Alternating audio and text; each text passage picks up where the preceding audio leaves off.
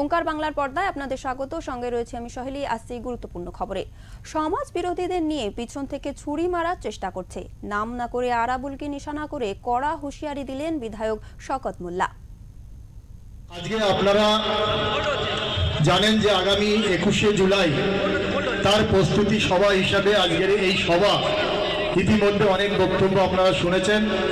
আমি শুধু একটা কথা বলবো, মমতা বন্দ্যোপাধ্যায়ের যে ডাক, মমতা বন্দ্যোপাধ্যায় যে ডাক দিয়েছিল no identity card no vote, সেই 1993 সালে 21শে জুলাইয়ের কথা স্মরণ করে যারা আমাদের এখন সেই সময়ে যারা প্রাণ দিয়েছিল তাদের কথা স্মরণ, ভাঙড় বিধানসভা থেকে বেশি সংখ্যক গাড়ি আমরা নিয়ে যেতে পারি তার চেষ্টা আমাদের করতে হবে। সেই সঙ্গে সঙ্গে ভাঙড়ের হাতিশালা এলাকায় তৃণমূল কংগ্রেসের পক্ষ থেকে 21শে জুলাইয়ের প্রস্তুতি সভা করা হয়। সেই সভায় উপস্থিত ছিলেন ক্যানিং পূর্বের বিধায়ক শওকত মোল্লা সহ ভাঙড়ের একাধিক তৃণমূল নেতৃত্বরা। আর সেই সভাতে বক্তব্য রাখতে গিয়ে বিধায়ক শওকত মোল্লা বলেন, দুই একজন বেঈমান বিশ্বাসঘাতক আছে দলে, যাদেরকে তাড়িয়ে দিয়েছে তারা পিছন থেকে ছুরি মারার চেষ্টা করছে। পোলের হাটে পেট্রোল পাম্পের পিছনে বসে সমাজ বিরোধীদের নিয়ে ছুরি মারার চেষ্টা করছে এবং তৃণমূল নেতা খয়রুল ইসলাম ও মমিনুল ইসলাম সহ যারা সামনের সারিতে নেতৃত্ব দিচ্ছে তাদের খুন করার চেষ্টা করছে এবং এই সমাজ বিরোধীদের নেতাদের ঘনিষ্ঠর কাছে আগ্নেয়াস্ত্র আছে। তাই প্রশাসনকে বলবো ব্যবস্থা নিতে, না হলে তৃণমূল কংগ্রেসের কর্মীরা ব্যবস্থা নেবে। নাম না করে আরাবুল ইসলামকে নিশানা করে কড়া হুঁশিয়ারি দিলেন ক্যানিং পূর্বের বিধায়ক শওকত মোল্লা। এটা আমি অনুরোধ করছি, রাস্তায় 20,000 মানুষের জমায়েত আজকে আমরা এখানে করতে পেরে আমরা সত্যিকারে খুবই আনন্দিত হয়েছি। দুই একজন বেঈমান বিশ্বাসঘাতক আছে, দল যাদেরকে তাড়িয়ে দিয়েছে পিছন থেকে ছুরি মারার চেষ্টা করছে। আমি আমার প্রশাসনের কাছে অনুরোধ, আজকে রাতের অন্ধকারে ভাঙড়ের 2-4-5টা সমাজ বিরোধী নিয়ে বসে কখন খয়রুলকে খুন করার চেষ্টা হচ্ছে, কখন মমিনুলকে খুন করার চেষ্টা করা হচ্ছে, কখন আমাদের যারা সামনের সারি নেতৃত্ব দিচ্ছে তাদের খুন করার বিরুদ্ধে চেষ্টা করা হচ্ছে। আমি বিশেষ করে বলিরহাট থানার অফিসার ইনচার্জ সহ যারা আছে তাদেরকে অনুরোধ করব, পাম্পের পিছনে যে সমাজ বিরোধী নিয়ে বসা হচ্ছে, হয় এগুলো বন্ধ হবে, না হলে তৃণমূল কংগ্রেসের কর্মীরা কিন্তু বসে থাকবে না, এর যোগ্য জবাব সুদে আসলে কড়াই গন্ডায় দেবে। এটা আমি অনুরোধ করছি যে আপনারা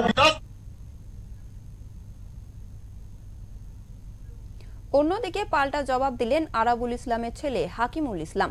তিনি নাম না করে বলেন, পাম্পে যারা যায় তারা ক্রিমিনাল, ওনার কাছে গেলে তারাই আবার সাধু। এমন দ্বিচারিতা আর কতদিন চলবে? নাম না করে এমনই ফেসবুক পোস্ট করে এমনই কথা বললেন হাকিমুল ইসলাম। এখান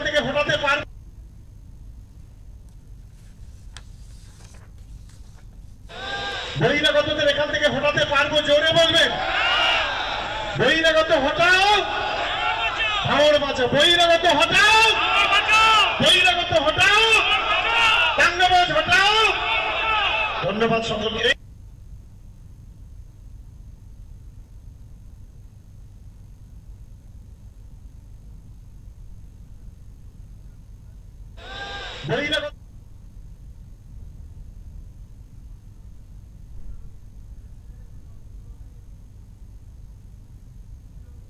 আমাদের সঙ্গে আমাদের প্রতিনিধি রয়েছে বাবলু প্রামাণিক। আমি বাবলুর কাছে জানতে চাইবো, বাবলু, এই যে আবার শওকত মোল্লা ও আরাবুলের মধ্যে সংঘাত দেখা দিয়েছে, এই বিষয়ে আমাদের সবিস্তারে জানাও।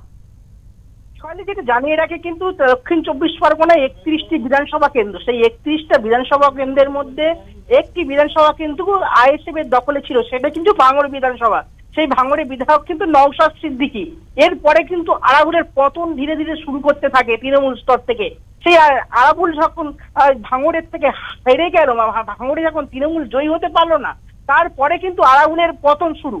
সেই পতনের পর থেকে কিন্তু শওকত মোল্লাকে দায়িত্ব দেওয়া হয়েছিল ভাঙড়ের পর্যবেক্ষণ হিসাবে। সেই পর্যবেক্ষণ হিসাবে দায়িত্ব দেওয়ার পরে কিন্তু একের পর এক কিন্তু তৃণমূলের গোষ্ঠীদ্বন্দ্ব, একের পর এক ঝামেলা শুরু হওয়ার তারপর কিন্তু দল আরাবুলকে বহিষ্কারের পথে যায়। সেই বহিষ্কারের পথে যাওয়ার পরে কিন্তু সেখানে কিন্তু 21 জুলাই প্রস্তুতি সভা শুরু করে শওকত মোল্লা।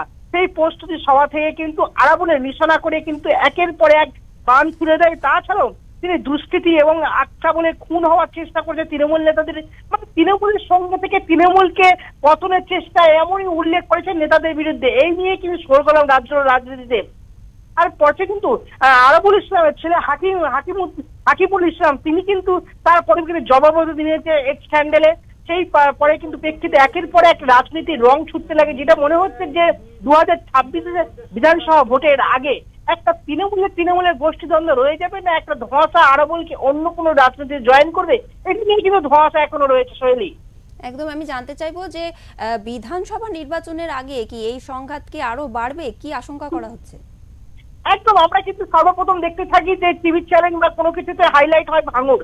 সেই ভাঙড়ের মাটিতে আবার কি রক্তরক্তি, ভাঙড়ের মাটিতে আবার কি বোমাবাজি, ভাঙড়ের মাটিতে আবার কি ফুলের পর ফুট বা অগ্নিজন্য আগুন জ্বলবে, সেইটা কিন্তু দেখা কয়েকদিন পরে দেখার চিত্র না। ভাঙড় শান্ত প্রক্রিয়া বা ভোট প্রক্রিয়া চলবে, সেইটা কিন্তু সরকার এবং শাসক দলের কাছে বড় চ্যালেঞ্জ রইবে শৈলী। একদমই, অনেক ধন্যবাদ বাবলু তোমাকে। আমরা শুনছিলাম যে এই সংঘাত কোন দিকে যেতে পারে এবং এমনটাই কিন্তু আশা করা হচ্ছে যে বিধানসভার আগে এই সংঘাত কিন্তু আরো দ্বিগুণ হতে পারে।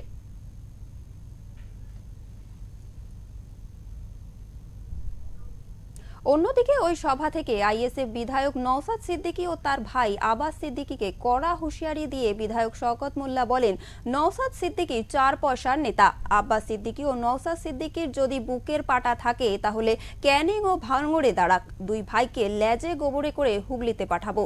যদি পাঠাতে না পারি আমার নাম শওকত মোল্লা না। আর বুকের পাটা থাকে, আরে 4 পয়সার নওশাদ ওইখানে দাঁড়ালি তো আমরা খেলনা বলে মনে করি, ওটা একটা 4 পয়সার ফেলুদা। যদি হিম্মত থাকে নওশাদের বলবো, শুভেন্দুকে বলবো, নরেন্দ্র মোদী কিংবা অমিত শাহকে একবার ভাঙড়ে জিতে এসে এখানে দাঁড়িয়ে দেখাও, লেজে গোবরে করে ছেড়ে দেবো। এটাই চ্যালেঞ্জ করে আজকে ভাঙড়ের বাড়ি থেকে বলছি, চ্যালেঞ্জ করে বলে দিচ্ছি আজকে এসব খুচরো 4 পয়সার নেতা বলে মুখ্যমন্ত্রীর বিরুদ্ধে দাঁড়াবো। ওরে বাপরে বাপ, আমি সে আব্বাসের বলছি, আজকে নওশাদের বলছি যে যদি বুকের পাটা থাকে ক্যানিং এবং ভাঙড় দুই ভাই ভাগ করে নাও, কোনটাতে দাঁড়াবে ঠিক করে নাও। দুই ভাই দুটাতে দাঁড়াও। যদি দুই ভাইকে লেজে গোবরে করে হুগলিতে লোটা কম্বল নিয়ে না পাঠাতে পারি, আমার নাম শওকত মোল্লা নয়, এটা আমি দায়িত্ব নিয়ে আমি। এমনই গুরুত্বপূর্ণ খবরের জন্য নজর রাখুন ওঙ্কার বাংলার পর্দায়। নমস্কার।